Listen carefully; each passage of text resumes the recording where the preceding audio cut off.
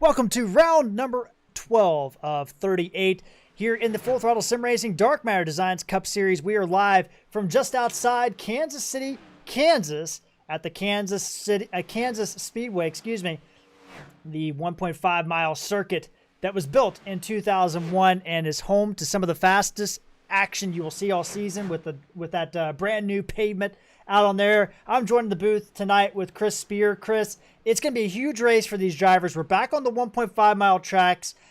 These guys are kind of familiar with Kansas.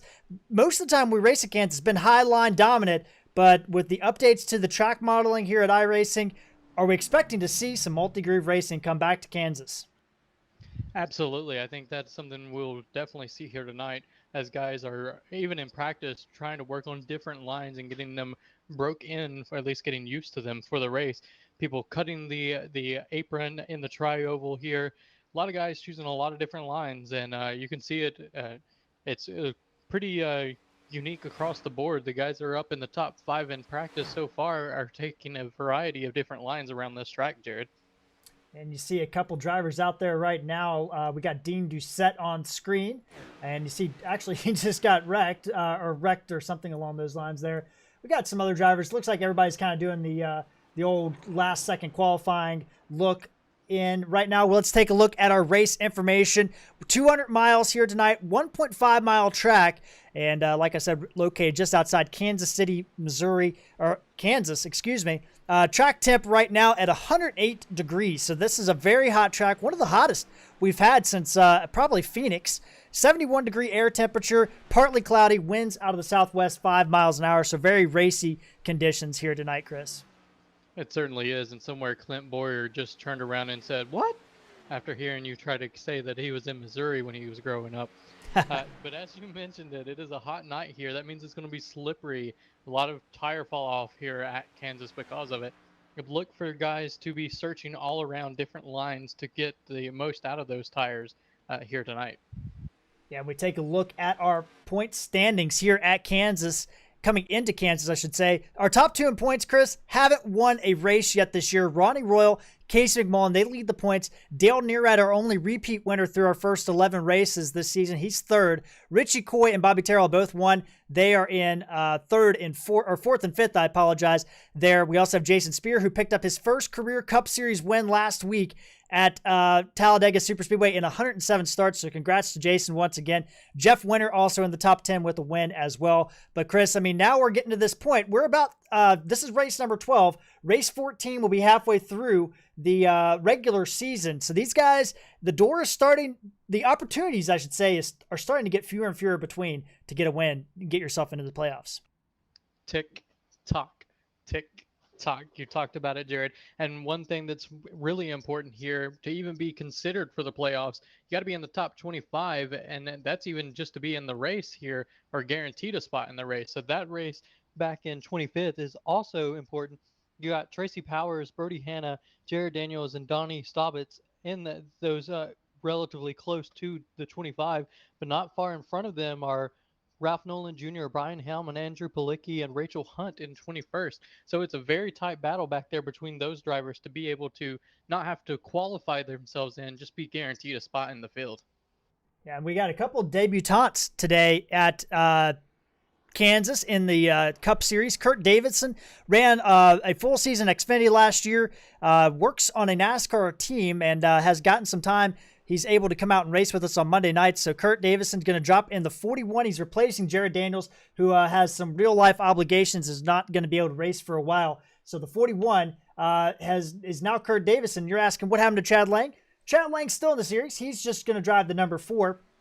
And the other new driver, Wayne Grasse Racing, signing up Mike Watts, who is a sports car driver, and he's come over in running the Cup Series, and now he's going to be with Wayne Grasse Racing, driving the number 3 for Wayne Grasse. So we got to keep an eye on those 2 brand new drivers here tonight and see how they get around this track. And around these other drivers, as they've not had the opportunity to run alongside these guys. So it's a whole new experience for them here tonight at Kansas. So we'll have to keep a close eye on them. But it'll be interesting to see if they're able to stay up front or if they just hang around back tonight, just trying to get the lay of the land, if you will. Well, as we walk through qualifications here, we got a special guest going to join us in the booth. Guys at FTSR know him pretty well. It's Russell Chernisky. Russell, how you doing, man? I'm glad to be able to talk to you before the race gets going. How are you? How are you doing? Hey guys, what's happening? I'm hanging in there. I'm battling cancer now, and unfortunately, a little while ago, I got more bad news. It's unfortunately stage 4, and it was in my colon, and it moved to my lung. And I had a lung operation a month ago. They took some of my lung out, and I'm recovering from that. And I actually start a new round of chemo starting tomorrow. I got a port in my chest, and I'm gonna get a round of chemo for 3 months, and that will take it from there. That's where I stand. Well, Russell, I mean, I'm glad to hear from you, man. We're all rooting for you, and I didn't know the severity of the situation, but I know that we are working on some stuff on the background for you, and really excited for that. But Russell, I mean, you've been out here in the league for the last year. I mean, how has it been? Just sitting here. Have you been able to get on the track at all, or have you just kind of been just sitting and watching? Well, I do try and do some testing. It's just, a lot of times I'm nauseous and I just can't do it. But I help Zach and Tim, and I do what I can with the setups. Sometimes I could help them with the sets or Q sets. Like tonight, I kind of tweaked the set there for Tim for tonight's race for Q. And, I just can't drive too long. Trust me, I want to, but I'm here and I enjoy it. I like watching. I like spotting it. It makes me happy. And, I'll eventually get there when I could kind of endure it. You know what I mean? I got to be able to not get nauseous. That's the thing. I could only imagine, Russ, and it's a tough thing. We're praying for you. All of us at FTSR and Full Throttle Sim Racing are behind you and praying for you to get you back on the track. We love racing with you. But since I got you up here, Russ, who's your pick tonight? And I know you want to pick Zach or Tim, but those guys looking fast out here tonight, getting some good qualifying laps in 10 and 7. That's difficult to pick somebody. All these races this year have been exciting. Like so many people could win. Like look at the queue here; it's so close. I mean, you got to have some luck. You got to be there at the end. You got to have a good setup. You know what I mean? 10 or 15 guys could easily win this tonight. So yeah, I'd like to see Tim or Zach win it, but it's going to be tough. It's very very hard. That's the thing about this league. It's outstanding. Well, Russ, I'm really privileged to have you up in the booth here tonight and able to talk to you, man. I'm going to get you back down there with your team, but thanks for stopping in. Yeah, 10-4. Everybody here is great, and I appreciate everything. Thank you very much. And you guys do a great job in the booth, too. All right, Chris, that was Russell Chernisky. We're all praying for him and getting him back up to speed so he can get out here and racing with us again in the league.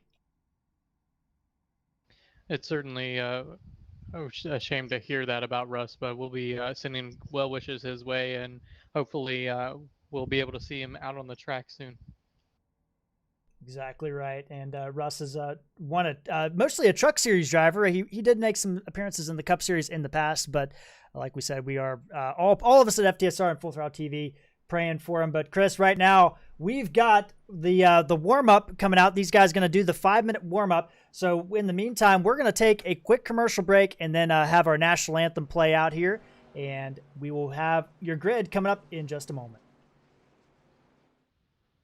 Oh, say, can you see by the dawn's early light what so proudly we hailed at the twilight's last gleaming, whose broad stripes and bright stars through the perilous fight o'er the ramparts we watched were so gallant still there. Oh, say does that star-spangled banner yet wave o'er the lands of the free and the home of the brave?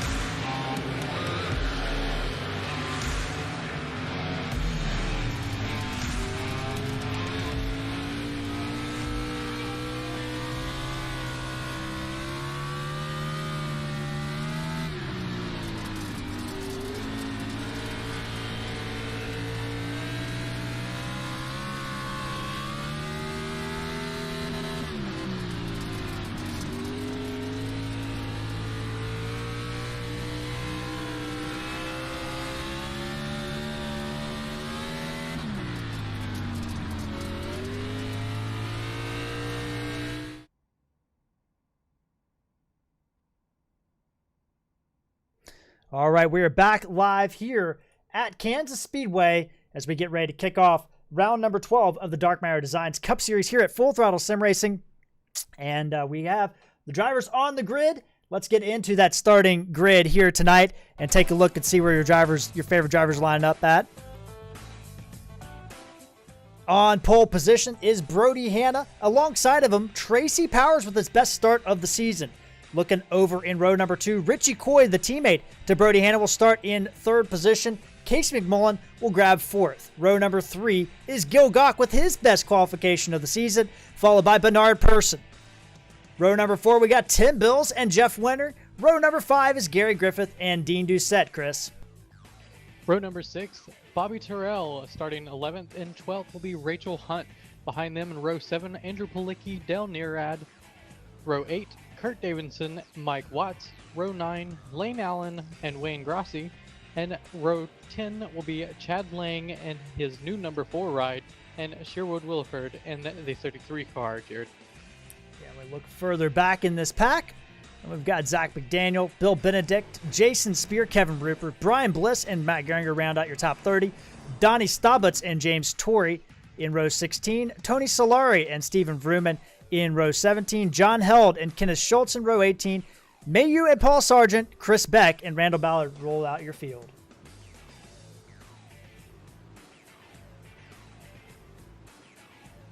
We had a little bit of a server issue, but I do believe we are back going here.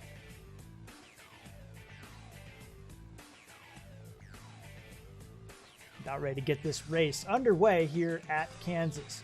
Brody Hanna did receive that penalty for an end of the longest line, but that's not going to matter. He's going to drop to the back of the pitch. And we are green flag here at Kansas Speedway. Richie Coy is going to lead him down. He certainly is. He's all the way down on the apron of the racetrack. That's not out of bounds here. There's no yellow line rule at Kansas. No, there's not. And they continue to race into turn number 1 real quick here. They certainly are. In the 19 of Richie Coy and Gil Gock in the 85 are starting to pull away from the guys behind them as they're running side by side. And that is Tracy Powers and Tim Bills side by side behind them.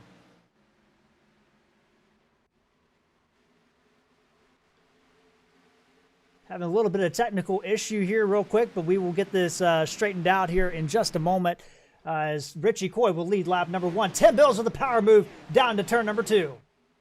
He certainly is. He decided to take it 3 wide down in the turn 3, and they were able to make it through there. That's one good thing about Kansas. It is plenty wide enough to go 3 wide.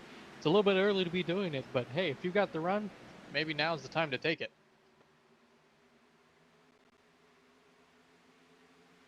Battling behind him, Tim Bills with a power move. He's gone from 7th to 5th. Tracy Powers, you see him stuck on the outside. Gil Gock up to 4th, and then you have several other drivers filing in behind.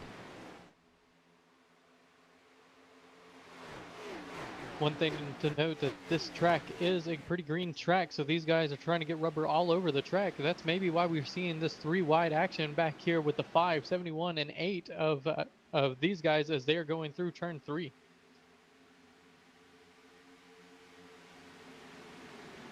Continuing to work here, and 10 Bills. Now we're starting to get single file, Chris, and we see this happen here at Kansas, but the guys we see them moving around a little bit, but maybe not as much as we kind of thought maybe would happen. It certainly seems that the majority of everyone here tonight so far would like to be on that bottom groove, and you can see guys that are trying to fight their way to get down there as quick as possible because it seems like it is the fastest way around this track at the moment, Jared. Continue to work here tonight at this track. And Chris, you look at these guys as still working on getting some of the issues fixed out here on the hardware side. Don't know what exactly happened here, but I think we've got those fixed. But Chris, you look at these drivers continue to work through the track here. You look back at some of these drivers that have already moved up. Bobby Terrell up 4 positions right now. He certainly has, and right behind him, Rachel Hunt, the same deal. She's up from her position as well and running in 8th now. She started in 12th, Jared.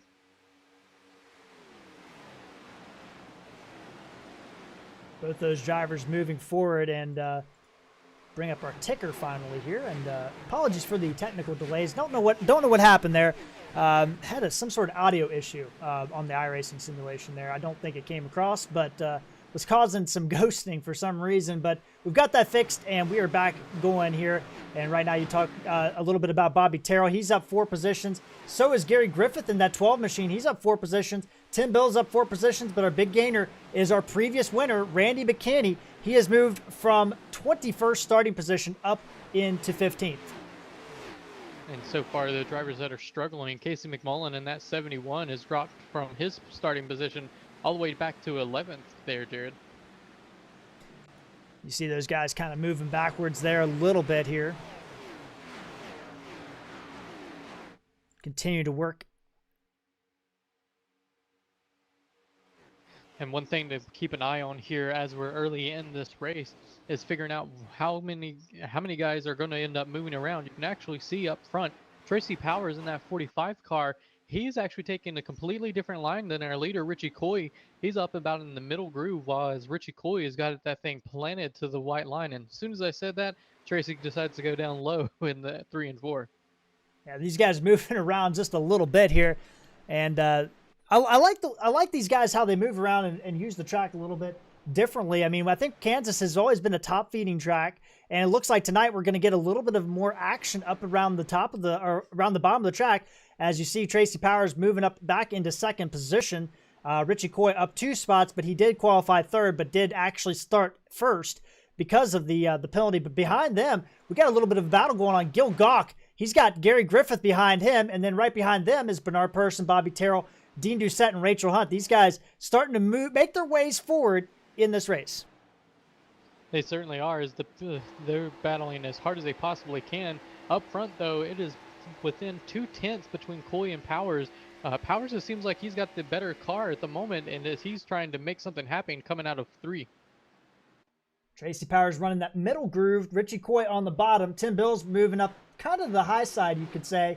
And then we go check on board Tracy Powers. He comes across the start-finish line here. Tracy Powers, the best finished in Cup, was 2nd place at Dover almost a year to the day last year. So Tracy Powers looking to add a win to his column. And he's one of those drivers, Chris, that's on that back half of the top 25.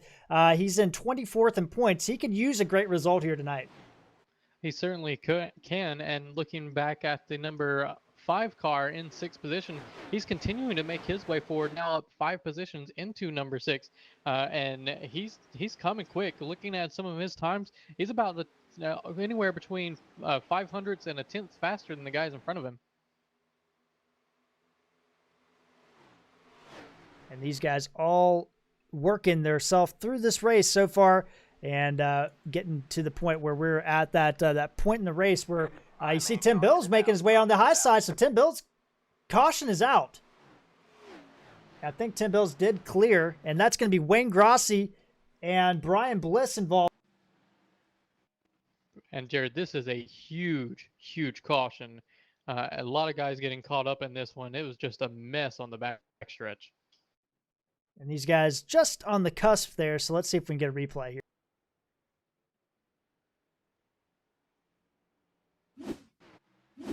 So we see it up here. Wayne Grasse, he's by himself. He's running on the outside of Lane Allen. Oh, it looks like Palicki may have gotten into the 42, and then it stacks up. Sure, Williford involved, Mike Davis and Mike Watts, apologies, involved, and a slew of other drivers getting caught up in there.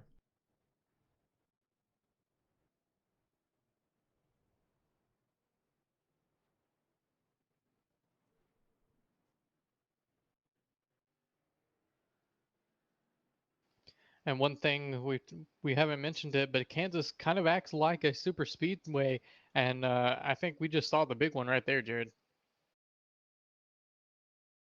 Yeah, that was a massive wreck involving several drivers here, and that is not good for many drivers involved in this race. It certainly isn't, and we actually got a couple of our guys making their debut tonight. The number 3 car definitely was one of them. So not the way that you want to make your mark here in this Dark Matter Designs Cup Series, but still early on. Hopefully we'll be able to get that number 3 machine fixed up and back out on the track.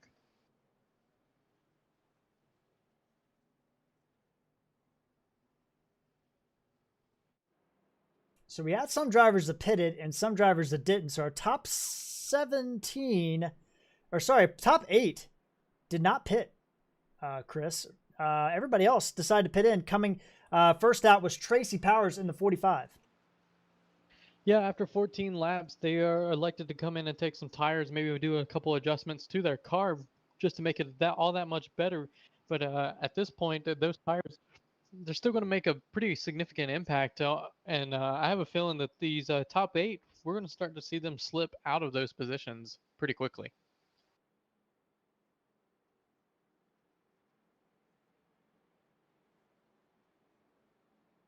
And Jared, if you would have asked me, I would have told you that our first trip down pit road tonight would have been actually under green. So I'm a little curious now to see what happens with the strategy. So it's definitely going to shake things up here tonight as these guys now on lap 15.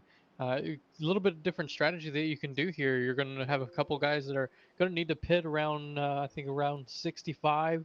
Other drivers are going to be able to make it now almost to lap 100. So a big, huge difference in strategy going forth here tonight.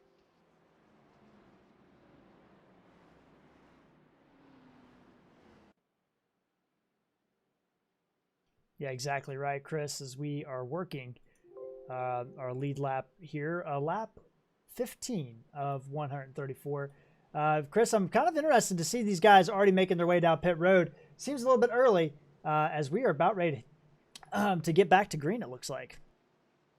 It definitely is an interesting call here.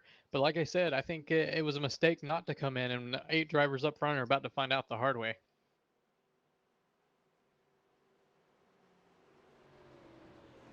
Richie Coy will lead him down. Green, green, green. And green flag is back out here at Kansas. And a pretty dead even start there for Richie Coy and Tim Bills as they are side by side heading into one. Richie Coy doing it. He's holding off Tim Bills. Tim Bills trying to get the car on the outside. He's going to get the nose in there, but Chris, I'm looking at these guys back toward the back. Tracy Powers, Rachel Hunt, what can they do with those fresh tires? As we have 3 wide back in the middle, that's Gary Griffith in the sandwich. And what a gaggle, 4 wide. Rachel Hunt thinks better of it, but still 3 wide going across the line. Tracy Powers in the middle. This action here is doing enough to take your breath away, Jared. They are going side by side by side, and they're able to do so because of those fresh tires. They're able to maneuver a little bit better, and here we are. We're going to see it. These guys are going to push their way forward. Rachel Hunt really seems to be trapped behind the 03 there of Dale Nearad as he's slowing her down pretty heavily. 2, 3, 4 wide as Randy McCanney gets through there. Dale Nearad now on the sandwich. And all these drivers, Chris, all have fresh tires back here. Casey McMullen trying to make a move. And now we got Tracy Powers trying to go through the middle. He's going to split the Speer drivers of Jason and Bernard Person. And he's going to slide through into 5th place. Talk about shooting the gap. That's exactly what that number 45 car did. That's what fresh tires will do. You can see as he even catching Bobby Terrell pretty massively in the corner there. And that corner speed is really what's going to make these tires the best thing that they can possibly have. Is now he's alongside the number 85 of Gil Gawk as well. He is past him. He's going to have the lead soon.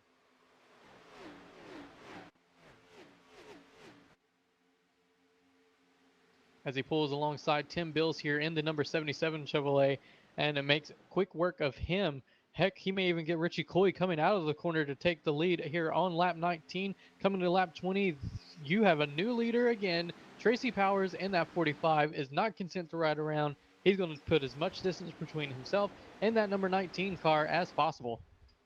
And Chris, just to verify, is the sound sounding good now? Hey, yep, I've got you pretty good now.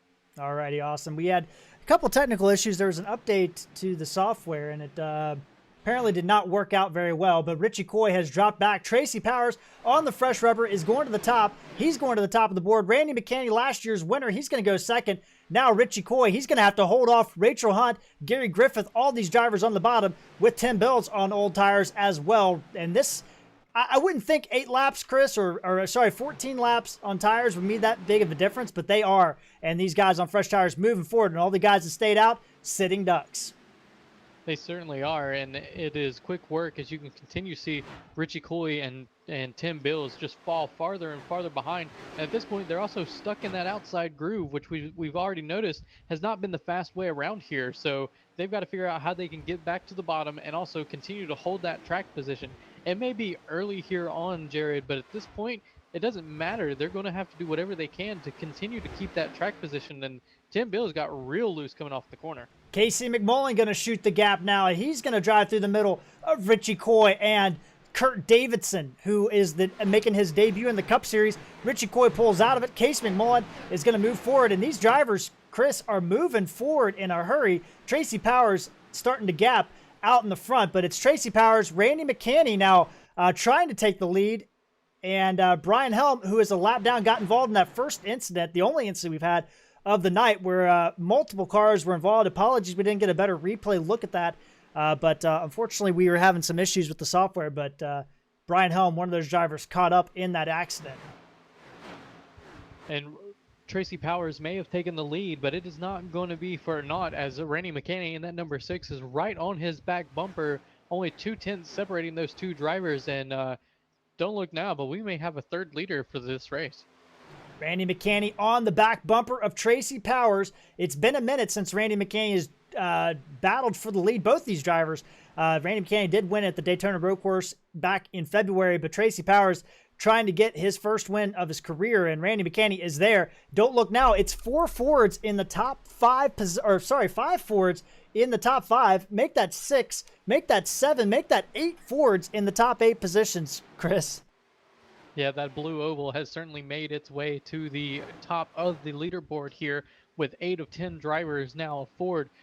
Funny thing to see is we got Randy McCanney going to the lead here underneath Tracy Powers in that 45 machine.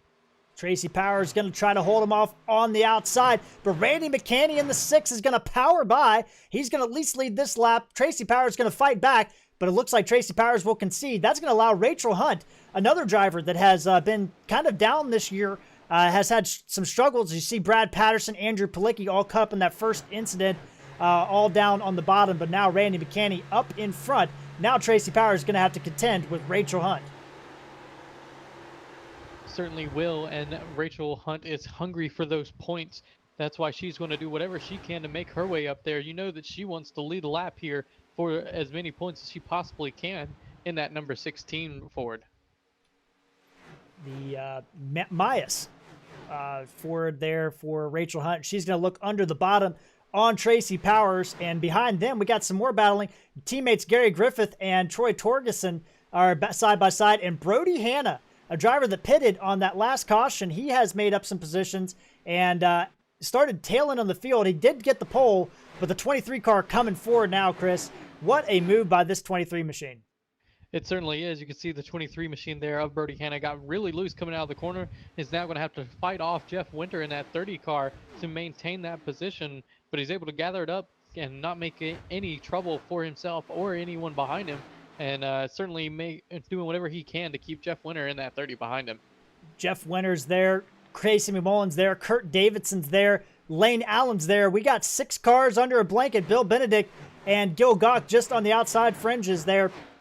At the same time, Randy McCanney has opened up a 3/4 of a second lead on Rachel Hunt, a second lead on Tracy Powers. And now Jeff Winter is going to clear Brody Hanna on the high side.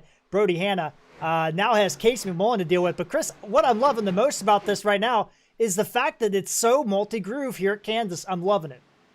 It's certainly a change. Yes, last week we had a super speedway, so we had people on every single inch of the racing surface.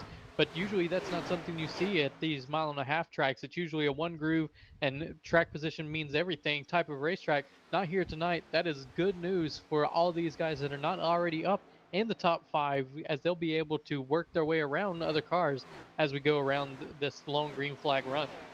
Kurt Davison there hanging on the outside, making his debut for GT Performance, replacing Jared Daniels in the 21. They've renamed that to the 41 with a deal with Flying Tigers Sim Racing, who gave up that 41 for the 4.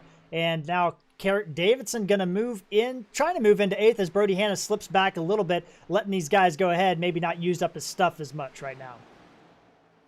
Patience at this point with only 31 laps under our belts here. There's no reason to continue to abuse your stuff as you still have 100 laps, over 100 laps left in this race, Jared.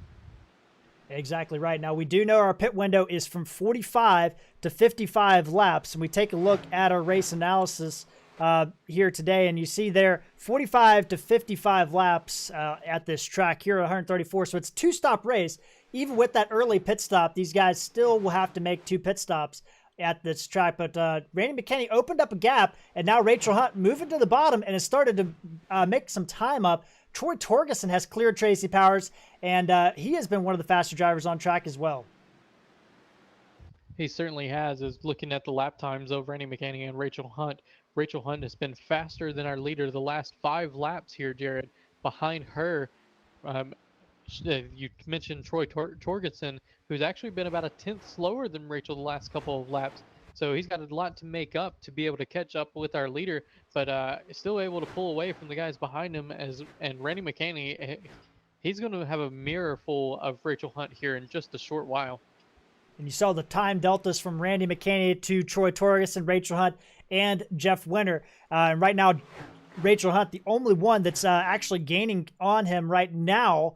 And we come across the line, you see it's down to 0.3 of a second. It was as high as 0.6, and even before 10 laps ago, it was even higher than that. Rachel Hunt is there as she is entering the screen. She certainly is trying to make this a battle for first position. Wants to get up here and lead some laps here tonight after having some pretty awful races, not of her own doing, just getting caught up in other wrecks recently. So she's trying to make up all those points that she possibly can and do herself a favor tonight by winning if possible. And there you see the time delta going down and down. It is now on your screen between these two drivers. Rachel Hunt trying to get a good run. Randy McCanney trying to get a good run. Both of them have had... Randy McCanney does have that win at Daytona Road Course, but Rachel Hunt hasn't won. Neither has Troy Torgerson, who's actually making some inroads now on these top 2. This could be huge for Rachel Hunt, who sits 23rd in points, not having the season she's used to. She's had 3 Cup Series wins, and Kansas might be her coming out party this season. She's going to look underneath the 6 going into 1. She certainly is, and now give the position to Rachel Hunt going into the corner. And one thing to note, Rachel Hunt's still able to run that bottom groove, whereas Randy McCanney's had to move up to be able to get around this racetrack. Well, Chris, how important is that in the track, at this track here, to have these guys move around like that and find a different groove? Is it a setup thing, or is it a situation where, you know, you're trying to run it the way you want to run it? Well, it's a yes and type situation here. A lot of it has to do with the way that you've got your setup, but also it has to do with the track itself. Randy McCanney is really doing whatever he can to hold on to that car. It seems he's gotten really, really loose in the middle of the corner here. But really, that's what it's all about, is figuring out where your car runs the best. And for right now, Rachel Hunt's able to still continue to explore as she has what appears to be a better long-run car than these guys behind her.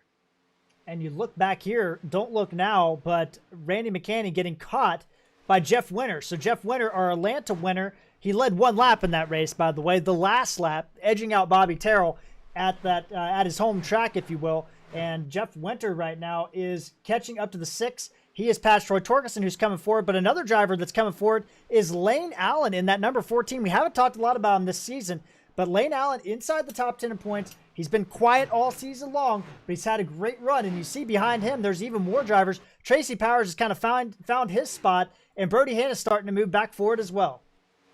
As this long run goes on, those guys with the fresh tires may have went ahead and run their tires out because they were trying to be so aggressive to get up to these lead positions.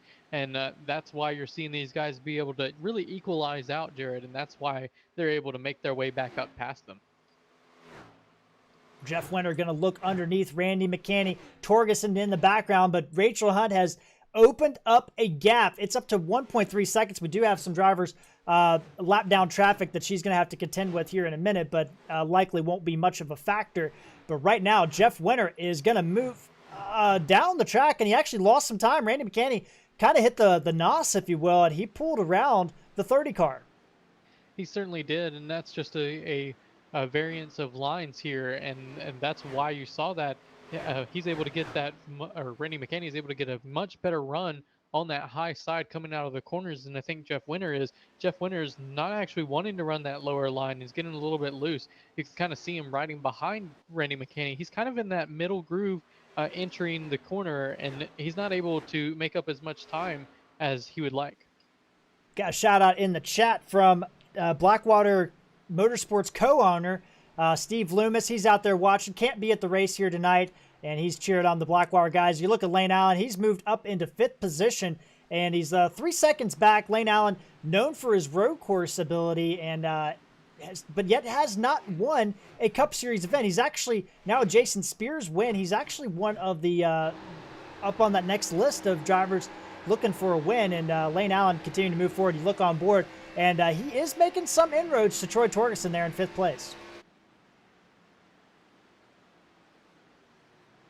He certainly is. The last couple of laps, he was a little bit quicker, almost a 10th quicker that last lap. As we're coming to the line here, we'll see just how much faster he is in that car. And looking at it, it's he was over 2/10 faster that lap. And you see that gap continue to go down. It was 1.4 between Allen and Torgerson. Now it's down to 1.1 seconds. So Lane Allen, the 14, moving forward. Right now, let's take a look at some of these other drivers. Bill Benedict up 18 positions. He's in the top 10. Tracy Powers still kind of hanging around the top 10. He's on older tires. He did not pit. He's one of those 8 drivers that did not pit on that first caution, and he is the leading of those drivers actually in 9th position. But right behind him, more Blackwater and Steve Berry Racing drivers, Casey McMullen and Dean Doucette, the 2-time champion last year. He won 2020 A and B. He's won in 2019 as well, but Dean Doucette already got that win in the book this season, but would like to get a little bit better than he has over the last couple of weeks. He's getting caught up in some incidents, but the 29 moving forward up, actually has it moved forward since the caution, I should say. He's up 0 positions right now. He started 10th, is 10th, as he's going to look under Tracy Powers at the line. And they got a little bit squirrely coming up to each other there, and Tracy Powers is going to fall back in line behind that number that number 29 car. A little bit hard to see there in the shadows. Working right now, lap 45 of 134. You see some drivers, unfortunately, out of the race, really. I mean, you got Chad Lang on the bottom in debuting his new number 4, caught up in that first incident. And that's tough when you get caught up in the first incident of the race, especially when there's nowhere you can go. But these guys powering on, knowing how important points are right now. Kurt Davidson also in this midst of this battle. He's looking good in his debut race right now. He certainly is, and you can see these guys are weaving in and out of different lap traffic. Dean Doucette had a real scary moment there. You're trying to get around the Sherwood Williford in that number 33 machine. Sherwood's got quite a bit of damage there, and Dean had to really quickly switch lanes as it seems like Sherwood was trying to stay on the outside. So, Chris, you know, this track, it's a lot different than we usually have had it in the past, where the top groove has been ultra dominant. Tonight, it seems like the bottom groove is working. What do lap drivers need to do in this situation? I mean, normally you just stay at the bottom and let them go on the outside, but how do you navigate traffic when there's such a multi-groove out there right now? Well, there's 2 different options. One of the things that these drivers can do in iRacing that you necessarily can't do themselves in real life is they can communicate with one another. So you'll hear different drivers asking the leader where they would like for them to be. A lot of times, though, the leader just wants you to hold your line. They can see you very easily. You can't see them near as easily. So that is always something to look out. And actually, Rachel Hunt has actually had to change her line a little bit, as now she's working on the outside, and it's actually kind of helping Randy McCanney in that number 6 as he's starting to close in a little bit as Rachel's trying to get around this lap traffic.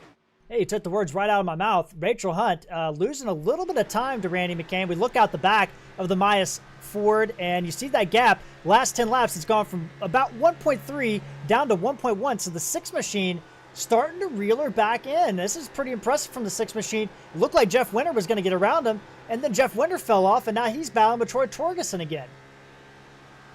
It's all about how you're maintaining your race and your tires and being able to save what you can and not overuse your car.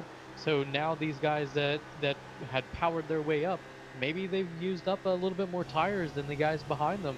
And that certainly seems to be the case here for Rachel Hunt, as Randy McCanney is definitely a little bit faster, almost half a tenth every lap, it seems. And we go on board Randy McCanney right now, and you see that he's not lifting off as much as Rachel Hunt was when we were on board with her, and he's going to pick up another. He's going to be about 1 second, a little over 1 second behind Rachel Hunt as he's continuing to traipse in to the lead. And you see Wayne Grasse, unfortunately, going a lap down right now, and Wayne Grasse going to stay on the high side. Randy McCanney had to check up a little bit, going to cost him some time. A lot of time, as he's lost now almost 2.5 tenths, not seconds. Wow, that would be real bad. To Rachel Hunt. So Rachel Hunt was able to be a little bit quicker that lap thanks to lap traffic.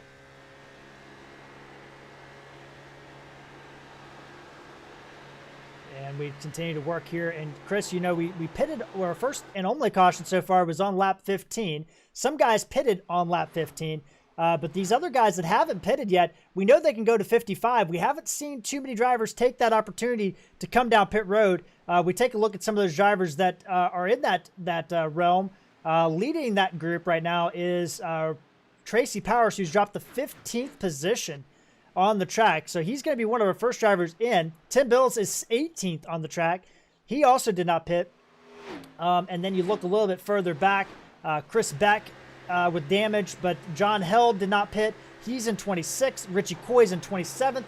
Those guys did not pit. Same with Gil Gach. Gil Gach actually just got put a lap down. And that's not good if you're somebody trying to play some strategy.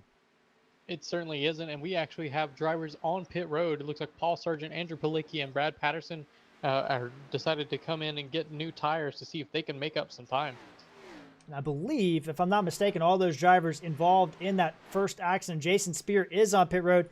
Don't believe he was involved in that accident, but yeah, you see Brad Patterson, no front clip on that 28. Jason Speer, I believe, this is a scheduled pit stop for the 83, last week's winner. And Rachel Hunt continuing to lead. That gap is stabilized at 1.2 seconds. And right now, everything is really stabilized on the track. Brody Hanna has been the only driver moving up. He did pass Lane Allen to get into the top 5. But he's still just been about 4.5 seconds behind Rachel Hunt, and that really hasn't changed too much. It certainly hasn't after that lap car caused him to lose that time on Rachel Hunt. He's just not been able to make it up, and maybe that's partly because he's just trying to maintain his race at this point. These guys know that even though they have stopped, they're still maybe within about 10 to 15 laps of pitting themselves. Exactly and right. We have another taker on pit road. Looking down pit road now, it looks like it's going to be the number, I can't see it from my angle. We got Chris Beck, John Held, and a couple other drivers on pit road right now. Richie Coy is on pit road. Bobby Terrell exiting pit road. Gil Gach exiting pit road. Josh Mayu exiting pit road. And some drivers locking up. We got Jeff Chandler at home watching. He's won a race this year and watching from work, cheering on his teammate, Jeff Winter. And Jeff Winter, right as we bring him up, he's looking again at Randy McCanney as he's started to reel back in the 6 and Rachel Hunt at the same time. Well, he can get around Randy McCanney, but Rachel Hunt has put a blistering 3/10 on both of these guys. Oh my gosh, they have to go 3 wide to get around the 33 card, and that really hurt Randy McCanney in that number 6. I think there was some contact there as the 33 did not yield the position that much. And I think there was some contact between the 6 and the 30, unintentional, as that gap closed up. And Jeff Winter has to get through there. Randy McCanney had to yield because otherwise it's going to be a big wreck. And Tracy Powers in the pits now. He was our leader, but he didn't pit on that first sequence. So our first sequence guy is coming in pit road right now. He certainly is, and I can only imagine that Brody Hanna and a couple others will be right behind as they will need to make their pit stops pretty soon. Otherwise, they're going to be running out of fuel here, Jared. Yeah, and you look at these drivers. I mean, it has been, what a race so far. Rachel Hunt is leading, and Jeff Winter, despite that contact, actually didn't lose any time to Rachel Hunt. Pretty impressive there as the 30 car trying to be just the second driver this season to win multiple races. Tracy Powers down and away, 14.9 second, 46 second pit lane time. So the 45 trying to get that thing in and out quickly. Brian Helm going another lap down. In the meantime, because that little skirmish with the lap traffic, Randy McCanney is now caught by Troy Torgerson. So Troy Torgerson is going to be in this battle for second place before too long. Yeah, and you had actually mentioned that Jeff Winter didn't lose any time. No, he did lose time. He just made it up that quickly on Rachel, and he's running, well, that lap, Rachel was just a little bit faster, about a tenth faster, but it was a couple laps in a row where Jeff Winter was almost 2/10 faster than our leader. Jeff Winter in the 30 car. We've seen him on the long runs be so good. And right now, Troy Torgerson there in fourth place as he's going to move underneath Brian Helm. You got Jason Speer right on his bumper. And Rachel Hunt is coming to pit road. And that's an awfully, awfully slow pit stop entry for her. That might cost her some time, but it's going to turn the lead over to Jeff Winter here on lap 61. So our drivers that pitted on that first caution starting to make their way down pit road here on lap 61. Well, they started to see the times that the guys that were pitting put it down, and they knew that if they didn't come in soon, they were going to have the issue with not being able to keep that time. So that's why Rachel Hunt decided to come in. And you mentioned that she was slow on her entry. At this point, Rachel was the leader. She was worried about speeding or anything like that. You got to remember, being conservative for this number 16 is actually probably the best thing that she can do, as she's still close to that cutoff in the 25th position in points. Yeah, and that's a good point. You don't want to give up anything on the track, and you don't want to get a penalty that's going to relegate you back in the 20s or even worse, maybe even the 30s. But seemed a very conservative entry for Rachel Hunt in the 16. Jeff Winter staying out right now. He's put a gap up to 1 second over Randy McCanney. You see drivers all over pitting. You see Dale Nearad in. Tim Bills is down the way. Zach McDaniel down the way. A couple other drivers, drawing a blank on who PER is, so sorry. Bernard Person, apologies, Bernard. He's down the way. So we got several drivers that have come in the pit road. Right now, we're looking at our top 16 drivers. So that's Donnie Staubitz in 16th, Steven Vrooman in 15th with no front end, Randall Ballard in 14th. We haven't talked a lot about Randall tonight, but he is in 14th having a good run. Kenneth Schultz, James Torrey out here tonight in 12th, Matt Geringer in 11th. Those guys all have not pitted in addition to the top 10 you see on your screen. They certainly haven't, and we should be looking for them in the next 5 laps as they are making this run as long as they can. And one person that is kind of taking me by surprise is Brody Hanna has yet to pit. He's on lap 63 of his tires, I believe, Jared. I think he did pit on that under caution.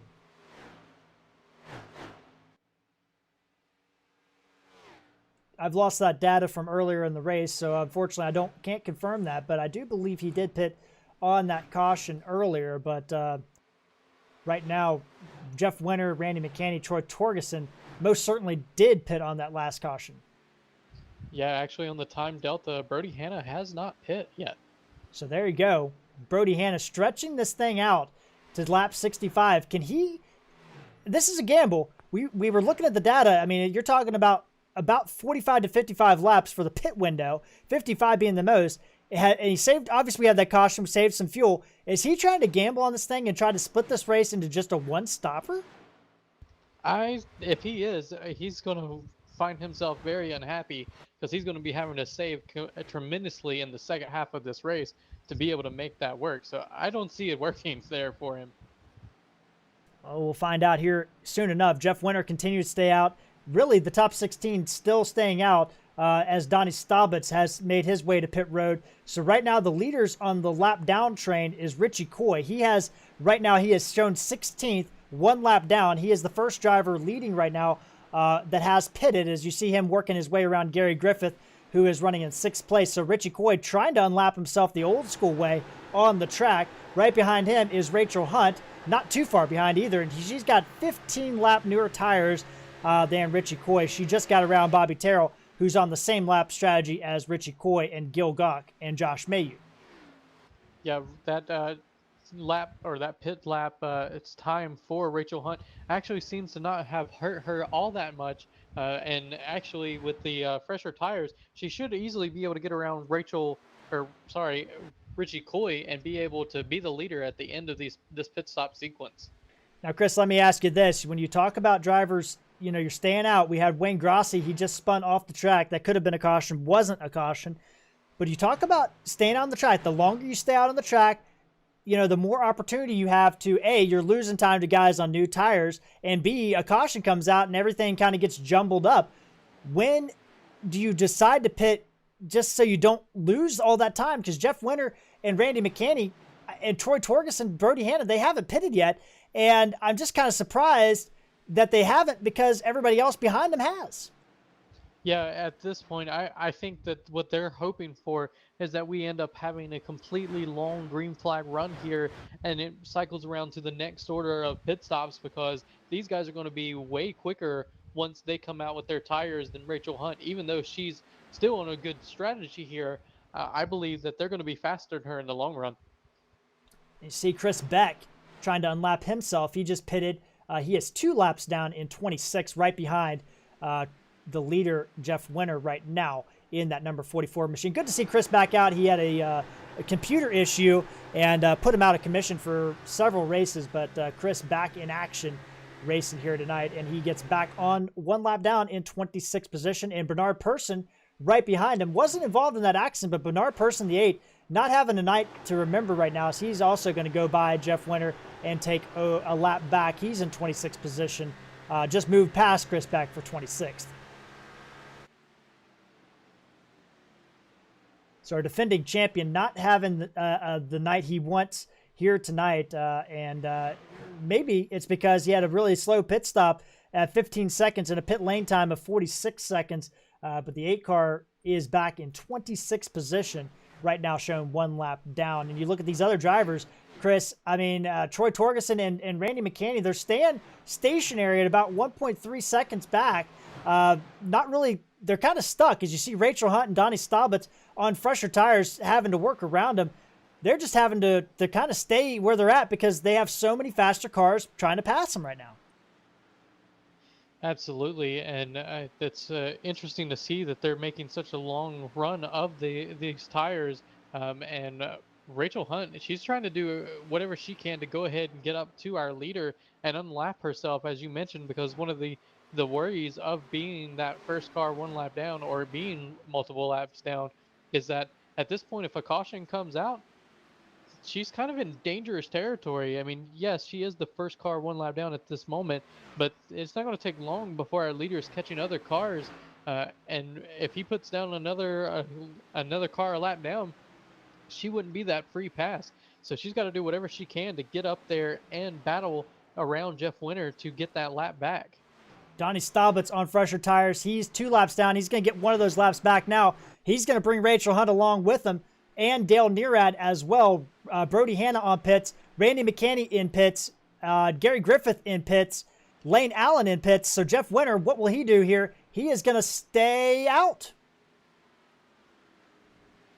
He is pretty committed to this strategy, and it makes the most sense for him right now. I mean, at this point, he has a huge lead over second place. Troy Torgerson, almost 10 seconds, as I think actually the 98 just hit pit road. Torgerson is in pit road. Now, Chris, we know that they can do 55 laps on fuel. He is 5 laps short of having to be able to make it from here. Is that what the strategy is here, to just make your bed and stay out as long as you can? Looks like actually he's coming in right now. So Jeff Winter abandoning ship. He's going to take it and head to pit road. That's going to turn the lead over to Casey McMullen momentarily, and Casey McMullen is going to stay out to get that 1 bonus point.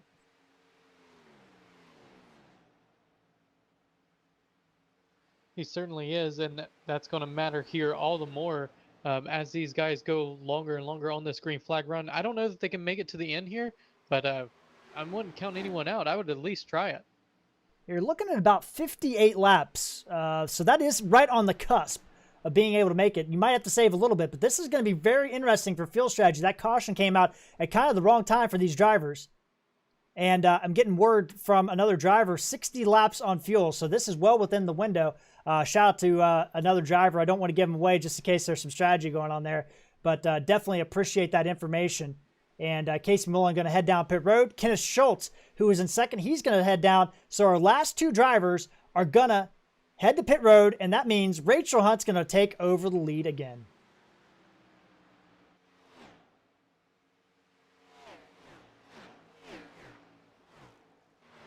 And you talked about it, and we looked at it.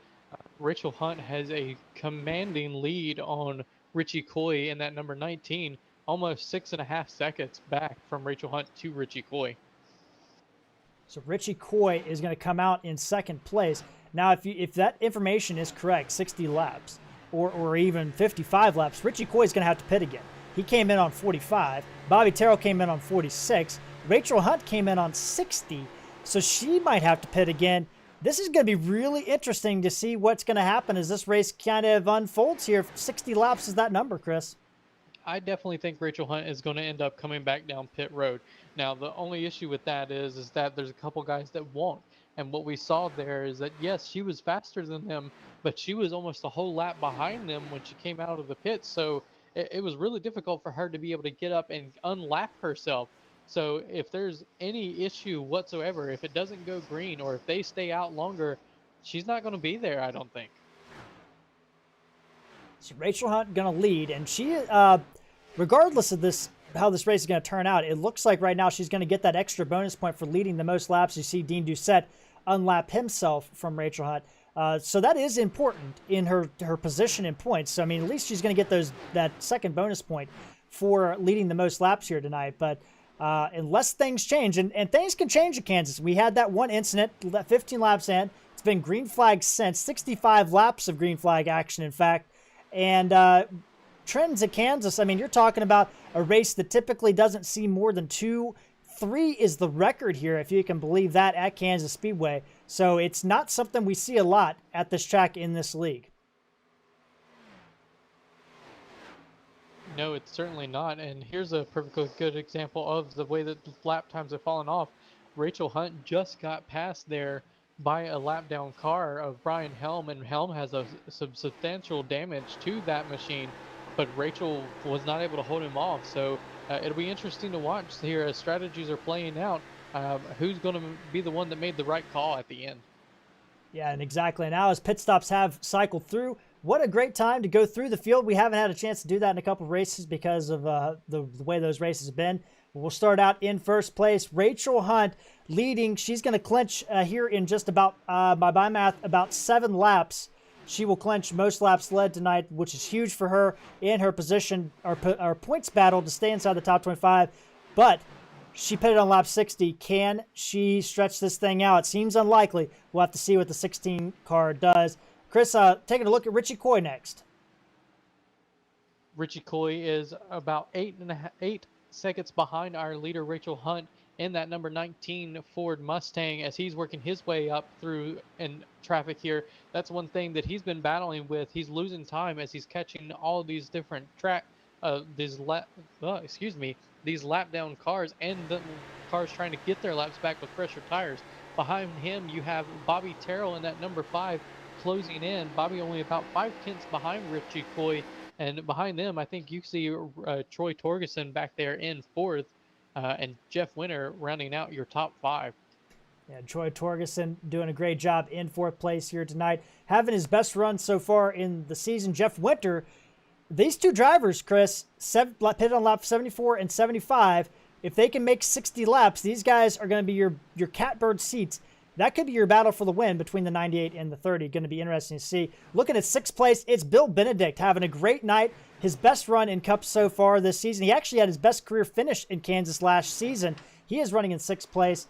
We look at Kevin. I actually love that paint scheme, that Bobby Labonte throwback scheme there that Bill Benedict is running. It's just gorgeous.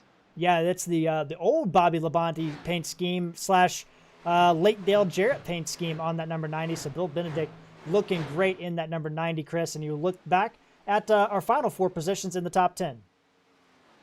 Kevin Rupar in that number 1 running 7th, and this is a huge battle with guys around him. If Gary Griffith actually is going to take that spot away in the 12, and following right behind him is that number 2 machine, that Worth machine, that is actually a lap down car, actually, it looks like.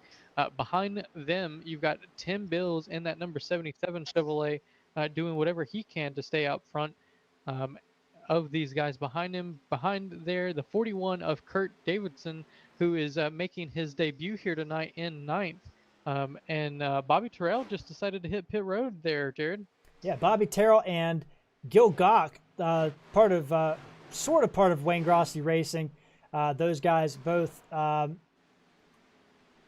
working into pit road. But Gil Gock actually just left Wayne Grasse Racing here. So, maybe some strategy still going on with those two drivers here tonight. We look further back. Zach McDaniel, you see Richie Coy now on pit road as well. So Richie Coy going to abandon that, or has to make that pit. So he's trying to make it to the end. But Zach McDaniel sneaks his way into the top 10. He's had a great season when he races. He's kind of a part-time Cup driver right now, having a good run here tonight inside the top 10. And Casey McMullen, the driver that's been able to stretch it out the furthest, he is in 10th place right now, just ahead of his teammate, Dean Doucette, and our three-time Cup Series champion in 11th place. Chris, we look back at 12th place through 15th. Lane Allen in that number 14 Blackwater Products, Chevy, is leading that 12th place position. Behind him, Randall Ballard in that number 56 machine. So it is a tight battle with these guys. You can see they're not too far off from one another. Behind them, Matthew Geringer in that number 11 machine. And it looks like Tracy Powers, who was up battling for the lead earlier, has now fallen back into the 14th position. Behind him, Bill Benedict. Oh, hold on one second. My relative here changed. Give me one moment, Jared. Yeah, right behind him in 16th, going to be Jason Speer, right there, pitted on lap 52. So he's going to have to make another stop, Chris. Bernard Person in 17th, kind of having a forgettable night. Qualified inside the top 10, hasn't run there most of the night. And right now in 17th, Steven Vrooman battling with him right now. Steven Vrooman caught up in that first incident, missing the entire front clip, but that 0-0 for Buzz Off Racing, holding it together in 18th position. And just behind them, a little bit a ways back, is Dale Nearad, our only two-time winner this season. Haven't talked a lot about those Speer Motorsport guys at all tonight. He's in 19th place right now, right on the tail end of that lead lap. Kenneth Schultz rounds out our top 20, Chris, and we take a look at some of these other drivers outside the top 20. Donnie Staubitz in 21st. We certainly do. We have Donnie Staubitz in 21st. Behind him, Brody Hanna in the hold on one second. I'm actually going to have to turn this back over to you, as it looks like my relative keeps messing up here. No problem at all, Chris. And so Brody Hanna was moving up through the pack, and don't know what happened to him. But we do see a very slow pit lane time, likely indicating, but do not want to confirm, a pit road speeding penalty. He is on the lead, or he is the first car one lap down right now in 21st position. So what can he do from that position? I'm sorry, he is not the first car one lap down. He is in 21st position, one lap down. Oh, and James Torrey gets into him just a little bit through the turn. Really yawed out that number 23. We take a look back up front as Rachel Hunt now comes into pit road to make her final stop of the night. This is going to come down to a fuel mileage race here tonight. Troy Torgerson has the lead. He'll lead his lap right now with Jeff Winter and Bill Benedict right behind him. All these drivers, along with Gary Griffith, could look like they can make it on fuel from here on out. Tim Bill's the only driver inside that top 10 that has not pitted that looks like he probably won't make it on fuel. Well, and we mentioned it earlier that fuel mileage was going to be a big impact here tonight, but beyond that, Rachel Hunt was able to pull away a huge lead over the cars behind her, so that's going to work to her advantage, because that means she's going to have that much less time to make up with these fresh tires. So we'll have to keep a close eye to see if she's able to make her way back up and where she falls when she makes it up to speed on the track. At this moment, it looks like she's fallen back all the way to 18th position, 19th position now, and continuing to fall back. But don't count her out. I still think she's got something for these guys. And you look at Tim Bills. He's battling right now for that fifth place position. Kurt Davidson, though, with those tires and the advantage, he's going to get around him one way or another. But Tim Bills, he would need to make 84 laps if he doesn't pit. You look at some of these other drivers. Bernard Person pitted on lap 60. He's in 13th position, shown 1 lap down. And you also have Dale Nearad, who pitted on 61, shown 1 lap down. Donnie Staubitz, who pitted on 62, shown 1 lap down. So all these drivers here, those 4 drivers, we don't think that they can make it. We do have Steven Vrooman, who pitted on 70. He's on the threshold. He'd have to save some gas to make it. But everybody else should be good to go, Chris. And this is going to come down to a fuel mileage race. Right now, Troy Torgerson, he's coming up on Randy McCanney, who had also had a pit road speeding penalty and cost him a lot of time. And same with James Torrey. These guys struggling on pit road, and it has cost them a chance at victory here tonight. It certainly has, and that's one of the biggest things we talk about is about mistakes. Driver mistakes are crucial here, especially on pit road under green, because you don't want to have to come down pit road twice. It's going to put you 2 laps, sometimes 3 laps down just here based on the speeds of everyone else around you. Yeah, you look at Brody Hanna with that penalty. He is in 17th. Randy McCanney with the penalty is in 26th. James Torrey with the penalty in 28th. Andrew Palicki damaged, just not coming out of the pits. But right now, 34 cars on the track. Mike Watts getting some damage repaired. He is on the pits in the garage right now. But Troy Torgerson leading, and right now he just seems content to stay behind Randy McCanney as Bill Benedict, his teammate, is going to work on the high side of Jeff Winter and try to take that position. Try to take that position, he will, but Jeff Winter fires back on the inside there, just not able to get that run on the outside. Bill Benedict was not able to, and it seems he's sliding a little bit farther back now because of it. So the battle for the lead right now, Torgerson, and you see it down there on your bottom right side screen, Torgerson, Winter, and Benedict, the only drivers in that battle for the lead right now. Gary Griffith is about 5, almost 6 seconds back, and Troy Torgerson. But Chris, we haven't talked about this team a whole lot. GTP Performance Sim Sport coming out party tonight. Their 4 drivers are in the top 5 tonight. The only driver that's not a team member is Jeff Winter, and right now he is running in 2nd place. He certainly is, and that's certainly a nice paycheck for this team if they're able to maintain that 1, 3, 4, and 5 position. Coming home here, great points night for that team, and it'll be interesting to see if their strategy here ends up being the winning strategy. We take a look at our pit stops again. Dale Nearad, Bernard Person, they have not pitted. They're the ones that are kind of waiting this thing out at lap 61, hoping for a caution. 34 laps to go. They cannot make it on that field right now. Steven Vrooman is on the cusp. We think that everybody else can make it. But right now, Troy Torgerson just kind of hanging out, but he's got tons of lap traffic. And one of those drivers is Bernard Person right in front of him, who doesn't want to lose a lap here. Another lap. You look at... You see the car up ahead, another lap car that dove to the inside apron there to get around people or to get out of the way of these leaders. And Rachel Hunt is actually now alongside our leader trying to get her lap back. Now, at this point, cautions don't matter for her. She has a whole lap to catch up on Troy Torgerson in that number 98 car. Bobby Terrell also going to follow her through. So both those drivers trying to get back on the lead lap. They will do so. Richie Coy going to be the next. Bernard Person staying out on those old tires. He's actually losing quite a bit of ground as all those positions he's given up right there are 4 positions. So our defending champ not having a great night as he's going to still be right now the first car 1 lap down if a caution does come out. So I guess he's content with that as Richie Coy is going to look underneath our leader and try to get his lap back the old-fashioned way as well. And we're looking at times here. The last lap time from your leader was 31:76. And going to look at Rachel Hunt's time, her last lap time was a 30.628. So not necessarily that much quicker, about half a second quicker a lap. But that's not going to be enough to be able to get back up to the front here without some help, Jared. Yeah, exactly right. We see Steven Vrooman, one of our drivers that we weren't sure if he could make it. He's abandoned that strategy. He's coming in. Dale Nearad, Donnie Staubitz, and Bernard Person and John Held still have not pitted yet, trying to stretch this thing out, hope for a caution.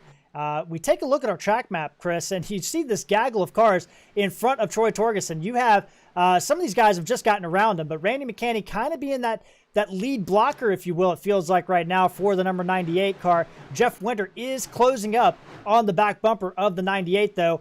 At some point in time, what can Troy Torgerson do?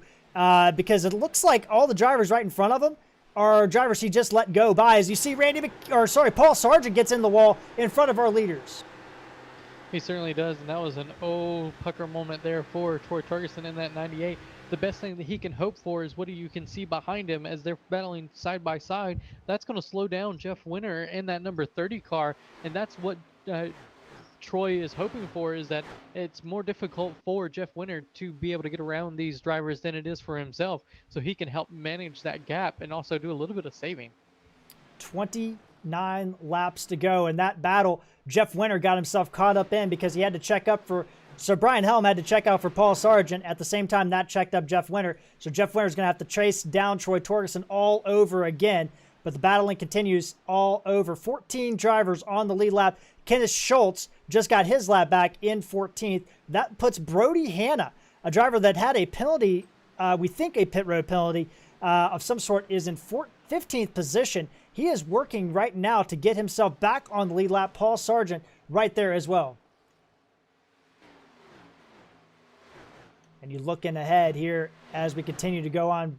Brody Hanna trying to get his lap back, but up front, it is all Troy Torgerson, just staying right behind Randy McCanney, and this is kind of an advantage for the 6 car as he's able to pick up some positions as well. He has got about a 9-second gap until he gets to Tracy Powers for the next position. And looking at the lap times here now, going back, our leader is running a 31.8, and Rachel Hunt back in 10th position was running a 30.9. So almost 9/10 quicker than your leader. At that point, she may actually catch back up. This is very interesting to see what can happen. Not a lot of time left. But, Chris, you look at this. Jeff Winter has won 2 races, but everybody else inside the top 10 besides Dean Doucette haven't won. This is huge for a lot of drivers. Number 1, for points. Number 2, the opportunity to taste victory is in the clutches of so many drivers here tonight. Troy Torgerson, Bill Benedict, Gary Griffith, Kurt Davidson on his debut, Case McMullen, Randall Ballard, Matt Geringer, Lane Allen. All these drivers have an opportunity tonight to etch themselves into a playoff potential position. And we will have about 25 laps to decide it here, Chris. Torgerson leading, Winter, Benedict, Griffin, Davidson, your top 10 right now. And you look back a little bit further as we have right now 14 drivers on the lead lap.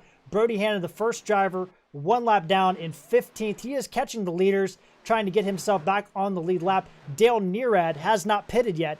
He came in on lap 61, so he's trying to stretch that thing out as far as he can go. He's in 16th, but there's a high-flying Tim Bills coming as well. So Tim Bills trying to get himself back on lead lap, along with Kevin Rupert. Both those drivers working their way through traffic right now. Donnie Staubitz in 19th hasn't pitted. Zach McDaniel in 20th has.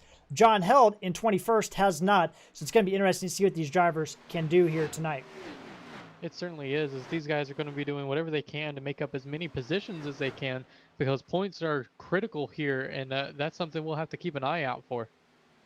Now, Chris, when you're in this position like Troy Torgerson, you have 24 laps to go. When he crossed the line, 23 laps to go. You haven't won in this Cup Series. You are a driver that has participated in the Cup Series in the past, but this is a huge moment in your career. How do you kind of temper those nerves? How do you temper those expectations and just focus on getting the result? Well, the hardest thing for Troy Torgerson is just managing the gap to Jeff Winter, and looking at the timing, he's losing about 100 to 200ths a lap, but then he'll have 1 lap where he's about a 10th quicker to make all that time up.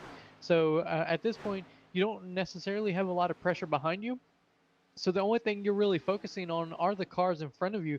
And when you start to see guys running side by side, like we just saw in front of him as he's catching those lap cars, that is what's more worrisome than anything. You want to be able to give them the adequate room so they can continue their battle while also not holding yourself up. So he's going to be doing a lot to get around these guys in this Navy Ford Mustang. Now let's flip it over to Jeff Winter. You have that win. you've kind of been in and out of that position. You haven't been really the leader tonight, but you've been second all night to Rachel Hunt, to Richie Coy, to Troy Torgerson. What do you do in the pursuer position, and how much do you press the issue knowing you already have that win in the bank? Well, you remember that last win, he only led one lap. So he isn't counting himself out. But at this point, you don't want to ruin your stuff right now. At this point, you've got a solid podium finish unless something goes wrong here, because Bill Benedict is almost a little bit over a second behind. So at this point, you don't have any pressure again from behind you. So it's just looking ahead to our leader. And if you know that you don't have enough to get to him, you just want to maintain that second position and get around these guys. Points are critical, as we know, Jared. So that's what you're worried most about here, is just collecting as many of them as you can. And you look at the gap, it really it's fluctuated quite a bit, but it really hasn't changed a lot. We'll see how it is this time around, but right now it's kind of been up and down. That was actually a pretty good lap for Jeff Winter, as Troy Torgerson had to work around Kenneth Schultz there, put him back a lap down. He had just gotten back on the lead lap, and then he's been caught again. So that little bit of turbulence. Now, Kenneth Schultz didn't do anything wrong by any means, but, you know, the aerodynamic dependency these cars have, you run up on a car, it's going to change the handling, you have to adjust, and now Jeff Winter is going to have to adjust trying to pass Kenneth Schultz. But that gap kind of goes back up. But it's been fluctuating between 1.1 and a second. You see, again, it goes back up. So ebb and flowing as we are 18 laps to go in this event. Rachel Hunt has made her way into the top 10, though. She has, but her times have stabilized a little bit here to our leader. The last couple of laps, it's been only about 0.6 quicker than our leader, and that's not enough to get up there. So while it looked promising when she was about a second faster, she's now running out of time. Yeah, Rachel Hunt is 20 seconds behind the race leader. And to put that in perspective, let's take a look here. And you'll see Rachel Hunt. She is the driver highlighted there with the 10. She is in turn 3. The driver highlighted with the 1 right there, that's Troy Torgerson. He's coming out of turn 2 on the backstretch. So Rachel Hunt about a little bit more than a lap behind, a little bit more than half a lap behind, about 3/4 of a lap behind. So didn't gain any time there. It looks like her very slim chances of winning are definitely done at this point, unless we have a caution, of course. She may not be able to win, but within her reach, she could make almost a top 5 here tonight if she can get a little bit of luck going her way, at least up to probably a 7th or 8th position, and that'll be a great point night for Rachel in that number 16. Another driver having a great night, Randall Ballard in that number 56 machine. He's missed some races this year through qualifying, but Randall Ballard in that 56 having a fantastic night, running in the top 10. He's got Matt Geringer all over the back of him. Just behind him is Rachel Hunt, so she'll be closing up on this battle, and she does have fresher tires than both these drivers, but this is a great run for both these drivers, Matt Geringer and Randall Ballard, as right now they're battling for 8th place on the track. They certainly are, but I don't know that it's going to be much of a battle as the last couple of laps. These guys have been about 2 to 3 tenths quicker than Ballard in that number 56 with those older tires. Matt Geringer going to get around him and is going to move himself into 8th position. They're about 5 seconds behind Dean Doucette, who's kind of in no man's land. There is literally nobody around our 3-time champion. I keep saying 2-time, but 2 times last year he won the championship. He is in no man's land. Nobody's around him. He's 2 seconds, right at 2 seconds behind Gary Griffith right now for 6th position. Casey McMullen has just gotten around Gary Griffith to move himself into the top 5 and likely the point lead. We are missing Ronnie Royal tonight, our point leader. So Ronnie Royal not going to make tonight's event, obviously. So Casey McMullen going to take over the points lead no matter what, most likely here tonight as he continues to work his way forward. He's got about 2 seconds to Kurt Davidson. He could catch that position up here before the race is over. But the top 3 seem locked. Now we just got to figure out the order. We certainly do, and you mentioned the 41 there of Kurt Davidson making his debut here tonight. What a great showing for this rookie, if you will, in that number 41, as he's up 11 positions on his starting spot in 15th. So great night for him, and certainly a way that you want to start your career here in this Dark Matter Designs Cup Series with the top 5 here, Jared.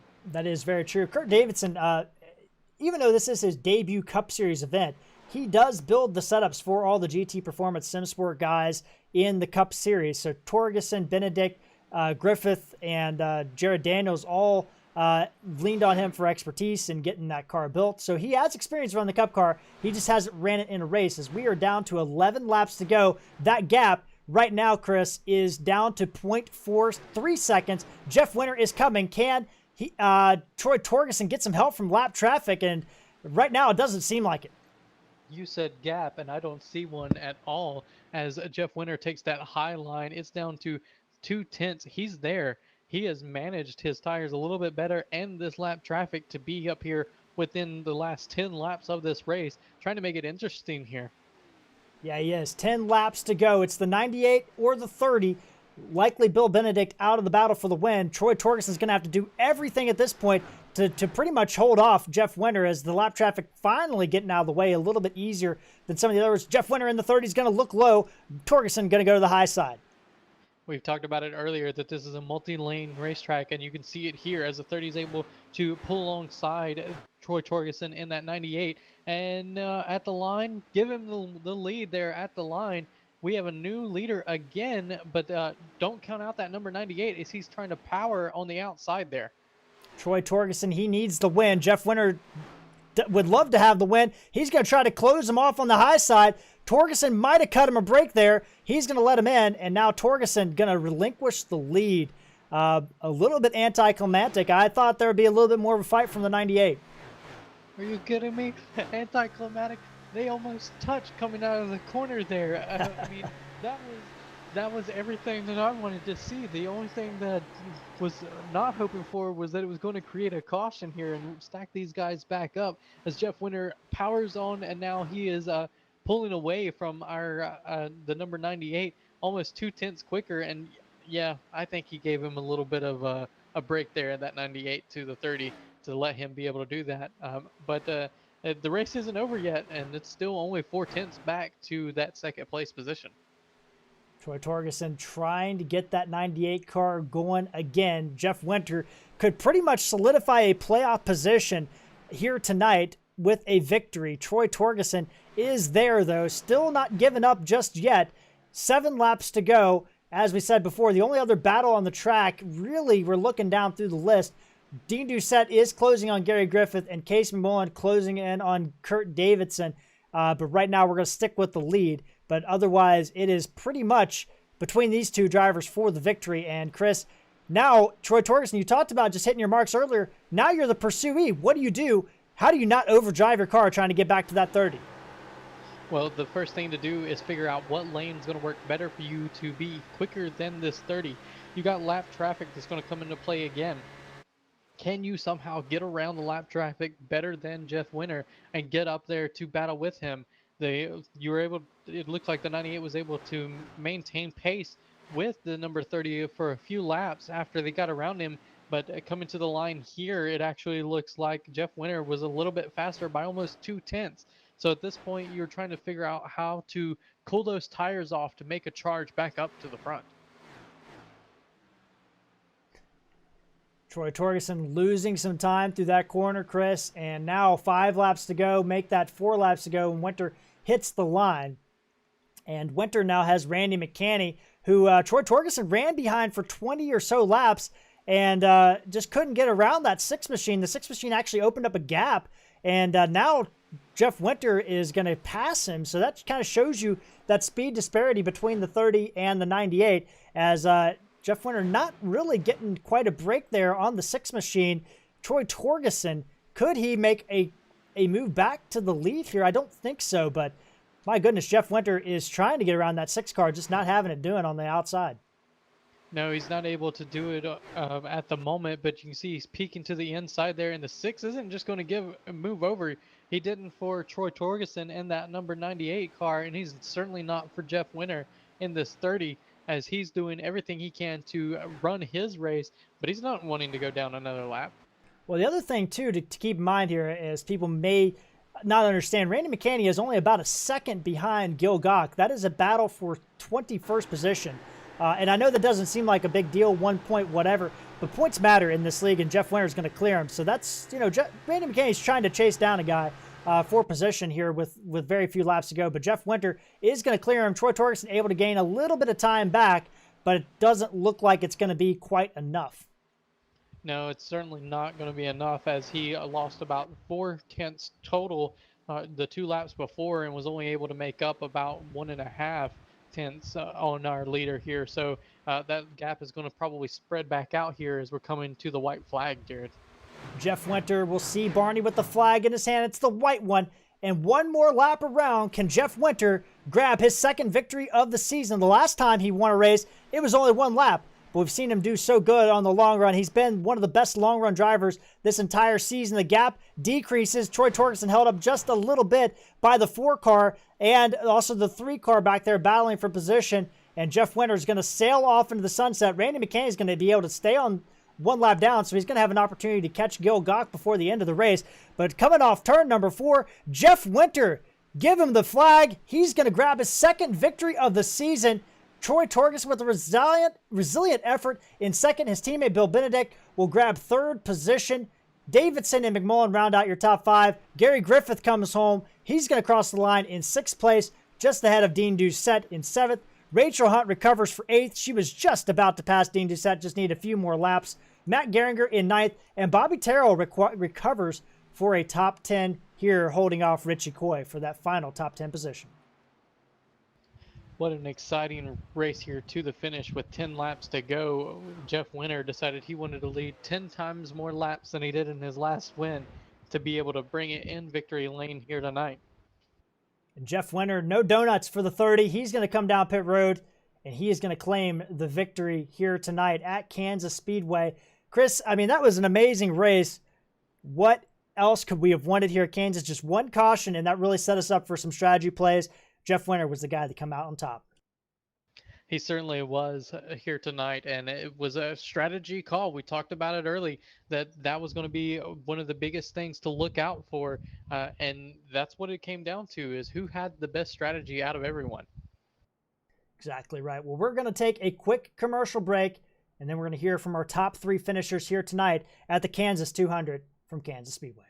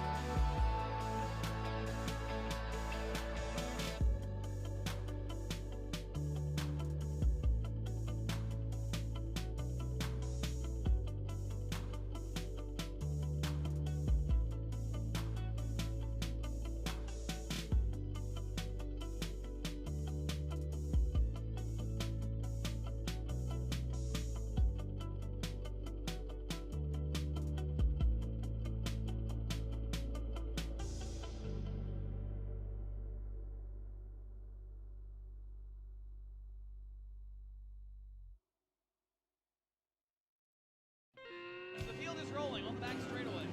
Get ready. This is going to be tight.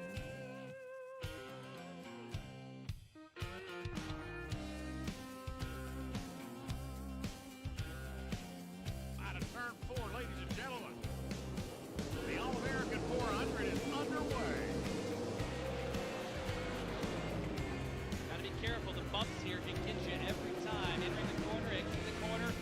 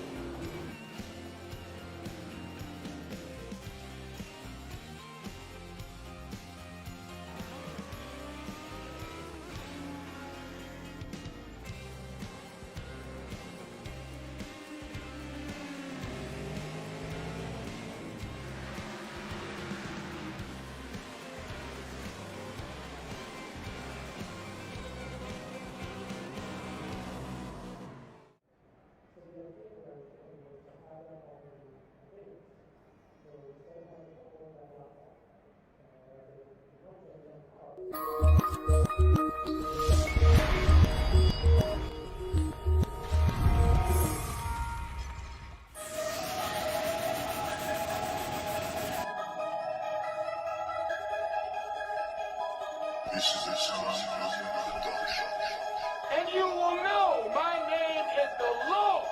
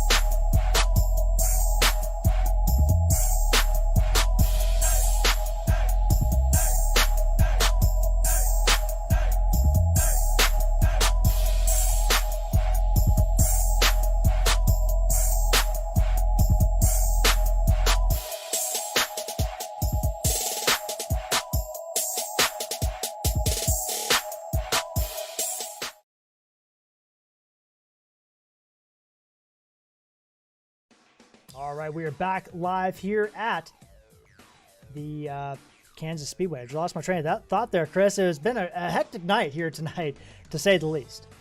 It certainly has a lot to keep up with plenty of different strategies going around here tonight.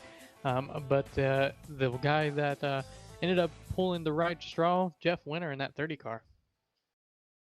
All righty, and let's take a look real quick at our championship standings here tonight. These are unofficial, but right now, Case McMullen takes over the point lead. Ronnie Royal did not make the race tonight, or missed the race tonight. Richie Coy moves to second. Bobby Terrell to third. Those guys finished 11th and 10th tonight. Troy Torgerson with his second place run will move into the top 5. Then we have Nearad, Jeff Winter with his second victory in 7th. Then Bernard Person, Dean Doucette, Jason Speer, Randy McCanney, your top 11. Terry Cooper, Sher Williford, Gary Griffith, Lane Allen, Tim Bills, Bill Benedict, Wayne Grasse, Rachel Hunt, and Chad Lang, your top 20. So Rachel Hunt moving off that cut line. That's huge for her. Brody Hanna moving into the top 25, which is great for him. And Kevin Rupert, Tracy Powers, Andrew Palicki, and Brian Helm also inside the top 25 now, Chris. That's huge as we are going to head into Darlington next week.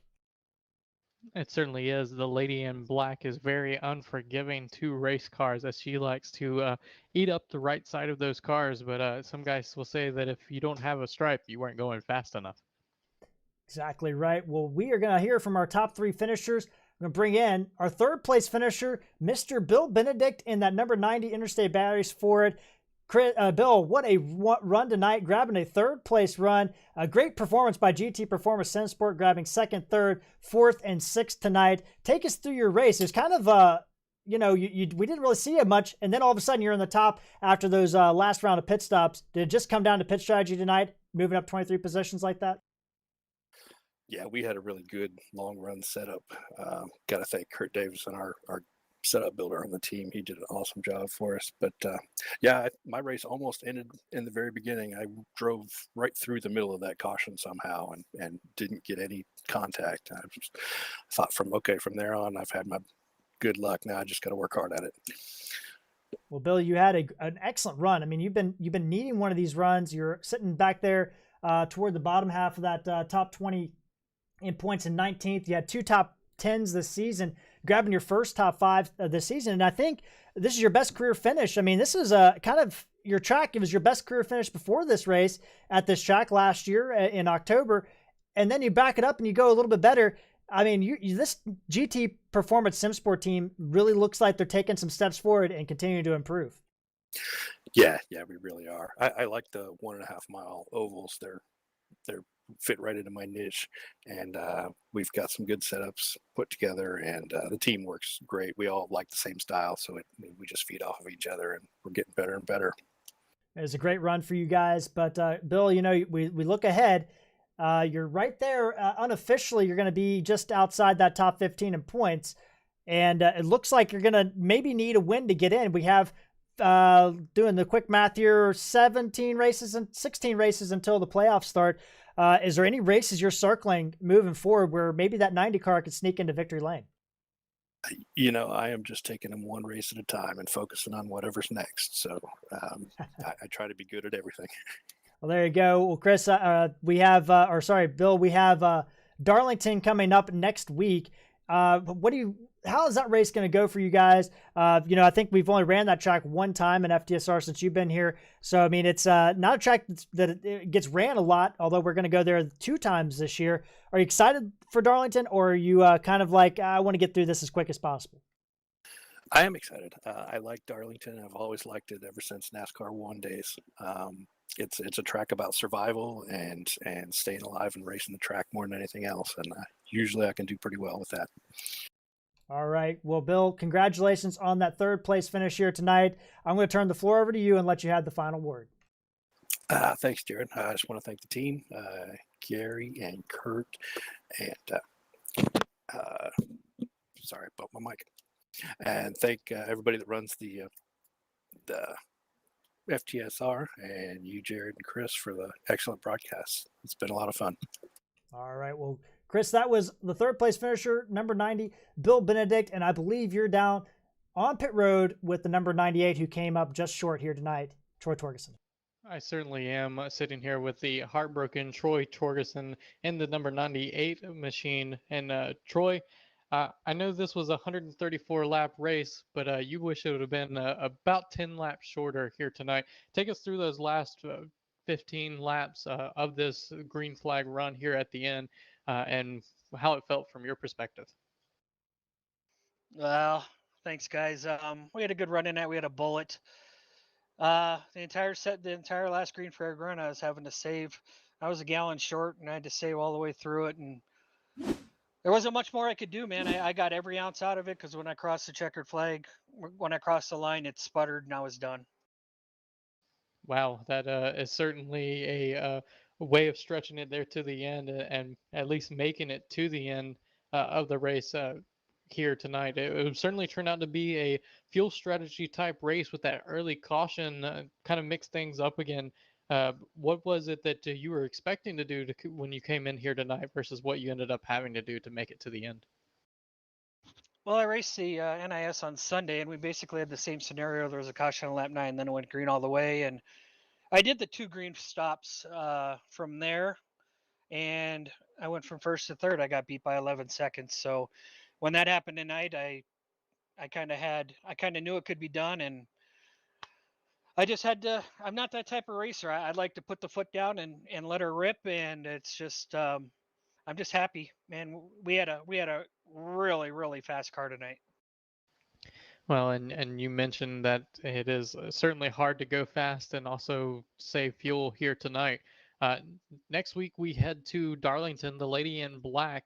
What is it that the 98 crew here needs to do to be one position better going into that race? Well, first thing we need to do is keep the paint on the car. That's for sure. There's no doubt about that. We're looking forward to it. I kind of like that track a little bit. It's a little tough. There's not a lot of room if something happens in front of you. It's one groove, but I've had a little bit of luck there in the past, running the fixed setups. But hey, we got a podium tonight, man, and the momentum's turning our way, man. The sky's the limit. It certainly is. Is there anyone back home, family, friends, sponsors, anyone like that you'd like to give a shout out to here tonight? I gotta thank my team, man. They put a hell of a setup under the car tonight. GTPS Sim Sport there, Kurt Davidson setup run tonight. God, we had a great night. I think P2, P3, P4, and P6 for our team tonight. There's not much more you can say, man. It was just awesome under the car. Thank Brody and everybody that puts this league on for us every week, man. It's what a great league. And then of course for you guys putting on the broadcast each and every week. You guys do a great job. I can't wait to watch it. Thank you for that, Troy, and congratulations on the P2. And sorry that your race didn't go exactly the way you planned, but we'll look forward to watching you in Darlington. Jared, you heard it there in his voice. He may have finished P2, but he was definitely disheartened that he did not finish P1. But the man who did and got it done here tonight is with you in victory lane. 2-1 and that's number. that Jeff Winter in that number 30, Jared. I'm down here in victory lane with Jeff Winter for the second time. We haven't said that a lot in the Cup Series. Just the second driver to win multiple races this entire season. And the 30 team is excited and happy. Jeff, congratulations on grabbing a win. This time you didn't have to lead just one lap to do it. Yeah, it was tough though. I tell you, everything just fell my way with the pit strategy, and I was running along there, and then everybody started pitting, and I'm like, oh man, if I don't make it to, I didn't know for sure if I was going to make it, but if I didn't make it, I knew I was pretty much screwed. But it just everything worked out exactly the way it needed to for me.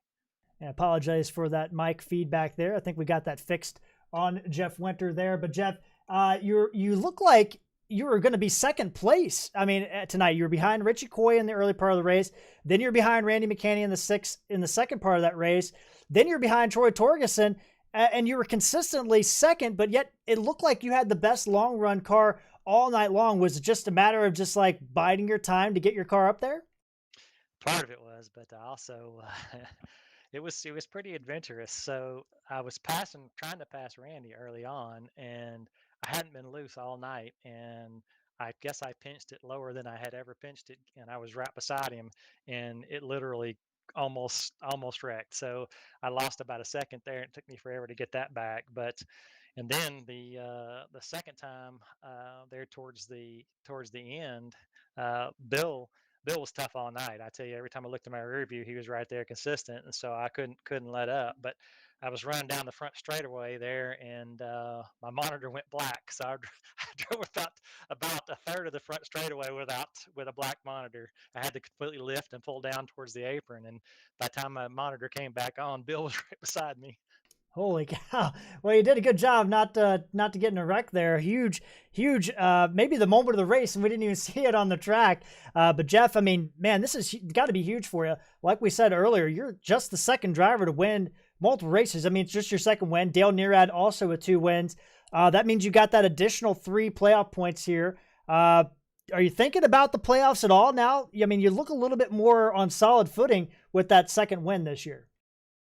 No, I really don't worry about the playoffs. I mean, I just kind of take them one race at a time. Obviously, my buddy Jeff had to work tonight, and he helped me again this week, and he's been actually kind of building our setups, and so helping a bunch, and so tweaking things and helping me with that. So I miss him, but like I said, he's the man when it comes to getting these lines. He helped me with my line, and in the long run, if you can keep up with him in the long run, you're going to do well. So practicing with him is awesome.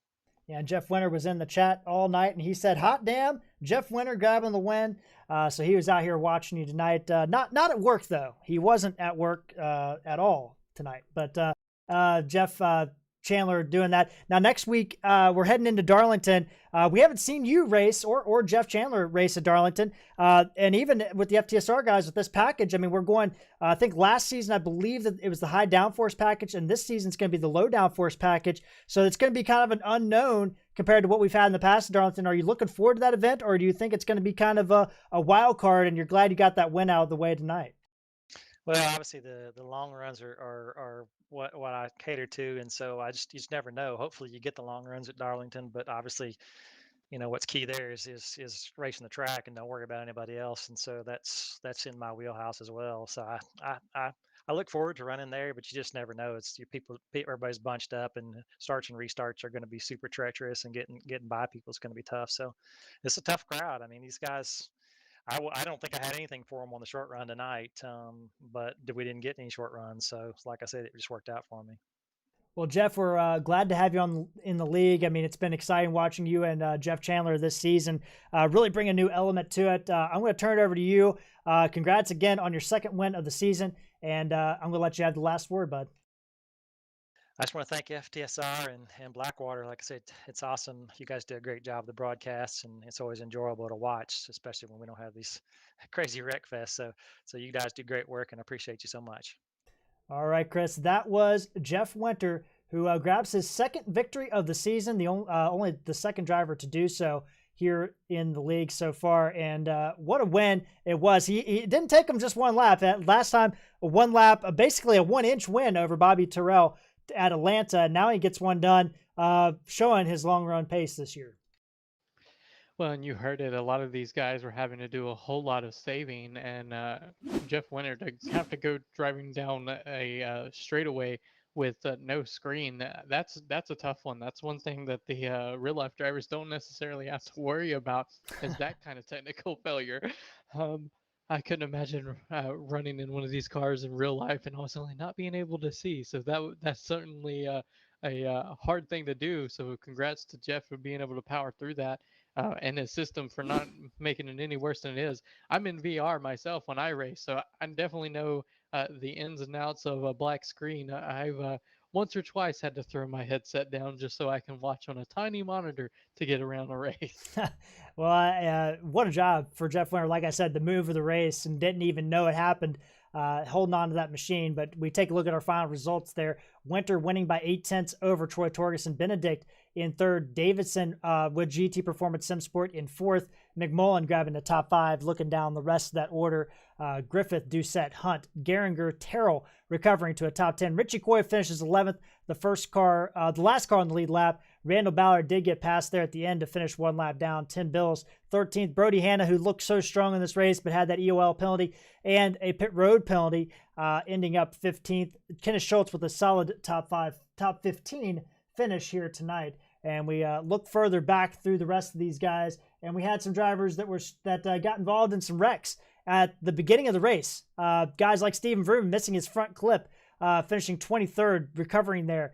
We got John Heldon 27th. Dale Nearad, our only multi-time winner, Chris, finishing in 28th as we look through the rest of this field here.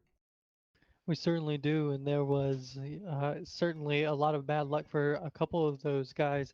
But one thing to note here, they didn't give up. A lot of these guys that were involved in that first caution, a lot of them were out here still churning laps, and that's hard to do when you've got a beat-up car, especially at a track like this where downforce in the draft actually matter quite a bit. Exactly right, Chris. And we look at the bottom there, and Bliss, Solari, they're the only two drivers that officially did not finish the race. So 40 drivers started, 38 will finish. And now next week, we're going to head into Darlington. We've talked a lot about it. It's going to be exciting. We'll have the coverage live on Monday night at 8:55 p.m. as always, with Chris in the booth with myself, Jared Carr. Going to be exciting. Going to be interesting to see how that is going to turn out with that low downforce package. Later in the week on Full Throttle TV, we'll be having the Wednesday night Blackwater Products Truck Series. Those guys are going to be at Darlington in the Truck Series, so tune into that action on Wednesday night at 9 p.m. Eastern Time. And then on Sunday night, we'll have the Elite Sim Racing Association. Their Clash Series is going to be from Darlington on Sunday night, coverage starting at 8:30 p.m. Eastern Time. Hope you'll join us. But for now, for Chris Speer, I'm Jared Carr. We will see you guys out on the track. Hope you'll join us. Good night.